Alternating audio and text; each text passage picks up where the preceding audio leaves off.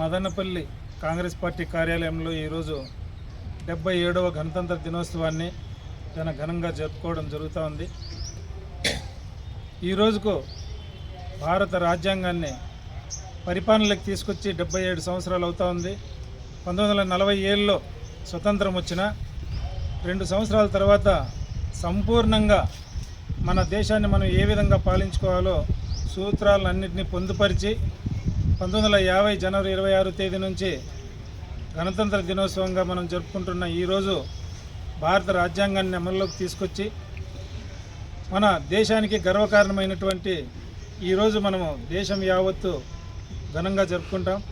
అదేవిధంగా మన భారతదేశంలో జాతీయ సెలవు దినాలు ఏమన్నా ఉన్నాయంటే మొదటిది గణతంత్ర దినోత్సవం, రెండవది స్వాతంత్ర దినోత్సవం, మూడవది గాంధీ జయంతి.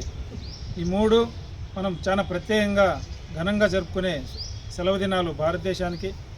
అదేవిధంగా మనకి ఏదైతే స్వేచ్ఛనిస్తుందో రాజ్యాంగం, ఆ రాజ్యాంగం ద్వారా మన హక్కులు మాత్రమే కాదు విధులను కూడా నిర్వర్తించాల్సిన బాధ్యత మన దేశ పౌరులపైన ఉంది. మన దేశానికి రక్షణగా ఉన్నటువంటి సైనికులు కానీ, దేశానికి ఆహారాన్ని ఇస్తున్నటువంటి రైతులు కానీ, అదే దేశ పునర్నిర్మాణం కోసం శాస్త్రజ్ఞులు కానీ వారికి మనము ఈ గణతంత్ర దినోత్సవం సందర్భంగా సెల్యూట్ చేయాలి.